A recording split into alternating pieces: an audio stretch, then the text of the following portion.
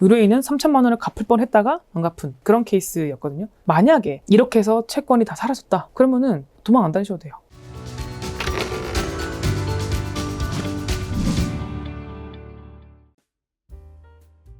오늘의 주제는 비제도 유효기간이 있다라는 얘기를 드리려고 해요. 용어가 낯설 수도 있는데 소멸시효라는 거를 설명을 좀 드리려고 하거든요. 채무가 좀 오래되신 분들은 소멸시효가 걸려서 사라지는 경우들이 있어요. 소멸시효는 뭐냐면 권리 위에 잠자는 자를 보호하지 않는다 뭐 이런 건데, 돈을 받을 사람은 채권이니까 권리잖아요. 그 권리는 받으려는 노력을 해야 되는 거예요, 채권자도. 근데 그거를 하지 않았을 때는 그거를 이제 소멸시키는 거거든요. 단기 채권 소멸시효는 1년짜리도 있고요. 길면은 10년짜리도 있어요. 그래서 이거를 좀 차근차근 설명을 드리고 혜택을 받으실 수 있는 분이 있을 수도 있으니까 설명 한번 드려볼게요.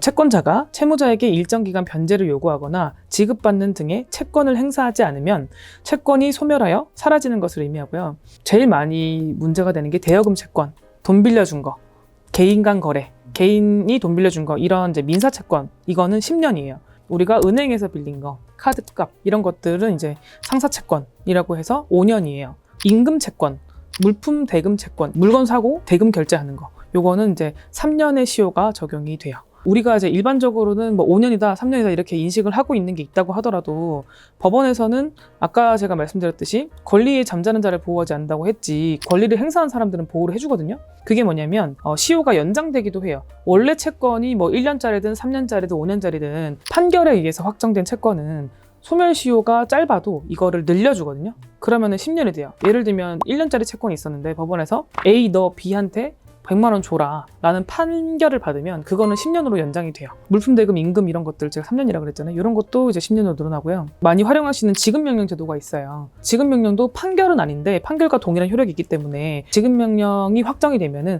판결과 동일하게 10년으로 연장이 돼요. 이런 용어들은 좀 어려우지만 어쨌든 이제 대략적으로 인지를 하시면 돼요. 소멸시효라는 제도가 있고 얼마짜리인지는 모르지만 이제 판결을 받게 되면 시효가 연장되기도 한다. 이제 이 정도만 인지를 하시면 되고, 이게 또 시효가 중단이 되기도 해요. 민법상 시효 중단 사유가 3가지가 있어요. 청구, 압류 또는 가압류 가처분, 그 다음에 승인이 있어요. 이걸 다 아실 필요는 없고 어떤 경우에 시효가 좀 중단되기도 한다라는 걸 아시면 되는데, 예를 들어 설명을 드리면 1,000만 원을 빌렸어요. 월 얼마의 이자를 낼 거 아니에요. 그럼 이자를 계속 내고 있으면 시효가 카운트가 안 되거든요.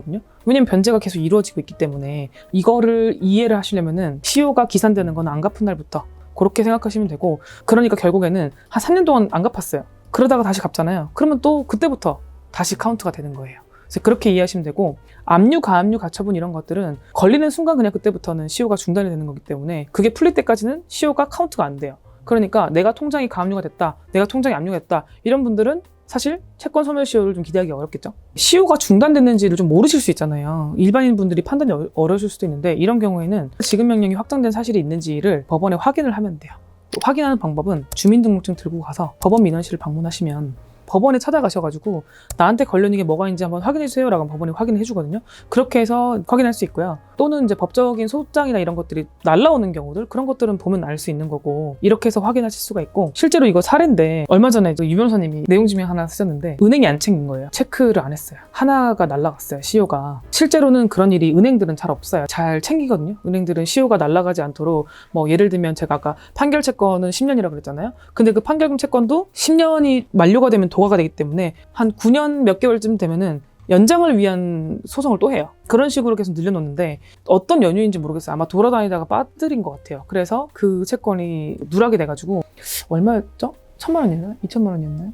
3,000? 네, 3,000 정도? 그분은 3,000만 원을 건진 거죠. 물론 이게 비하인드를 말씀드리면은 회생 과정에서도 아예 그 채권이 드러나지 않은 거라서 그 이후에 갑자기 은행이 돈 갚아라 이랬는데 알고 봤더니 채권이 날아갔던 그런 케이스여서 의뢰인은 3,000만 원을 갚을 뻔했다가 안 갚은 그런 케이스였거든요. 안 챙기면 채권자 입장에서는 몇 천만 원이 그냥 날아갈 수도 있는 거니까 주의하셔야 되고, 저희는 이제 채무자 입장에서 설명을 드리는 거니까 시효가 어느 정도가 있다는 것도 인지하시고 중단되는 것도 인지하시고, 만약에 이렇게 해서 채권이 다 사라졌다 그러면은 도망 안 다니셔도 돼요. 회생이나 파산 이런 거 안 하셔도 자유롭게 사용하실 수도 있으니까. 제가 지금 민사채권, 상사채권 이것만 설명드렸지만 조세채권도 있거든요. 세금도 일정 기간 지나면 없어지기도 하는데 이거는 원리가 좀 다르기 때문에 제가 따로 설명을 또 드리도록 할 테니까요. 구독과 좋아요를 누르셔야 저희의 영상들을 계속 시청하실 수 있겠죠?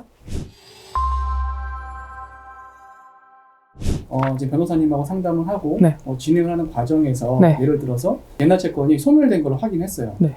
그래서 만약에 개인 이상을 꼭 할 필요는 없는 네. 상황이 됐을 때 네. 그때는 그러면 비용이 어떻게 되죠? 그러니까 원칙적으로는 중간에 저희가 업무 진행한 거에 대해서 수임료를 받아야겠죠. 근데 저희 사무실의 원칙은 그런 걸 굳이 청구하진 않아요. 왜냐면은 다 어려우신 분들이기 때문에 일부러 그러시는 것도 아니고 저희도 판단했을 때 이게 지금 돈을 들여서 기각될 사건이면 굳이 돈 들이고 시간 들일 필요가 없잖아요. 그리고 저희의 그 사무실의 가치관이기도 해요.